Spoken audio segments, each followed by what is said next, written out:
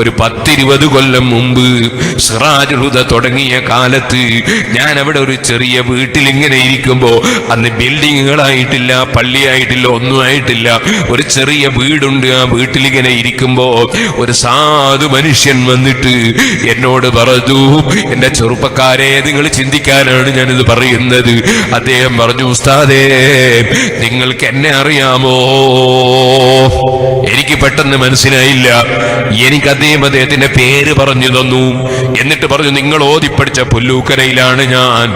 എന്നിട്ട് പേര് പറഞ്ഞു തന്നപ്പോ അതാ എനിക്ക് അദ്ദേഹത്തെ ഓർമ്മ വന്നു.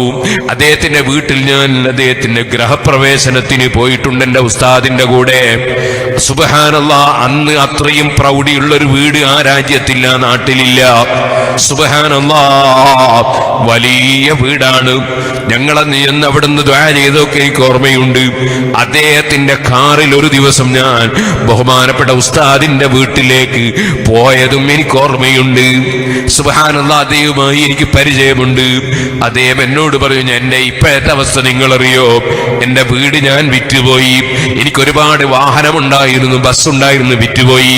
എനിക്ക് ഖത്തറിൽ വലിയ ബിസിനസ് ഉണ്ടായിരുന്നു, എല്ലാ ബിസിനസ്സും പോയി. ഇപ്പോൾ ഞാൻ നിങ്ങളോട് പറയട്ടെ, ഞാൻ അങ്ങകലെ ഒരു സ്ഥലത്ത് താമസിക്കുകയായിരുന്നു ഭാര്യ മക്കളോടുകൂടെ. ഇപ്പോൾ ആ ഭാര്യയും മക്കളും കുറ്റ്യാടി ടൗണിൽ നിൽക്കുന്നുണ്ട്. എന്റെ വീട്ടിലുള്ള അതാ കട്ടിലും, ചെറിയ കട്ടിലും, അതുപോലെ തുടങ്ങിയിട്ടുള്ള വസ്തുക്കളും പായയും പുതപ്പുമൊക്കെ അതാ ഒരു വണ്ടിയിലുണ്ട്. തൽക്കാലം അതൊന്ന് എനിക്ക് ഇറക്കി വെക്കാൻ നിങ്ങളൊരു സ്ഥലം സൗകര്യം ചെയ്യുമോ? ഞാനിത് കേട്ടപ്പോൾ അന്താളിച്ചു പോയി. ഞാനിങ്ങനെ ചോദിച്ചു, എന്താണ് ഇങ്ങനെ സംഭവിക്കാൻ കാരണം? സുബ്ഹാനല്ലാഹ്, പലതിനും പല നിമിത്തമുണ്ടാകുമല്ലോ. സുബ്ഹാനല്ലാഹ്, ഞാൻ അദ്ദേഹത്തിന് തൽക്കാലം ഒരു സൗകര്യം ചെയ്ത് കൊടുത്തിട്ട് അദ്ദേഹത്തിന്റെ കുടുംബത്തിൽ ആരുണ്ടെന്ന് അന്വേഷിച്ചു. ഉമ്മയുണ്ടെന്നറിഞ്ഞു. ഞാൻ ഉമ്മയുടെ സമീപത്തൊരാളെ പറഞ്ഞയച്ചു. എന്താണ്?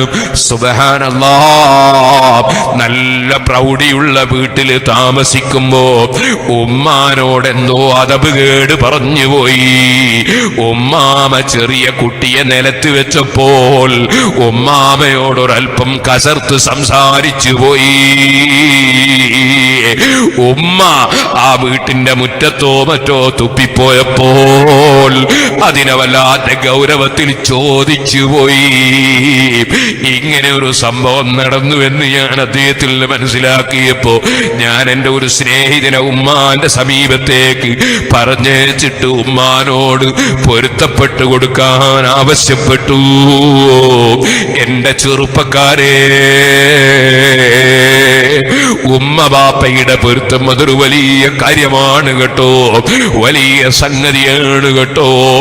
നമ്മൾ എത്ര വലിയ ഡോക്ടറായാലും, എഞ്ചിനീയർ ആയാലും, പണ്ഡിതനായാലും, എത്ര വലിയ പണക്കാരനായാലും, എത്ര വലിയ അധികാരിയായാലും ഉമ്മ ബാപ്പമാരെ വല്ലാതെ പരിഗണിക്കണം കേട്ടോ.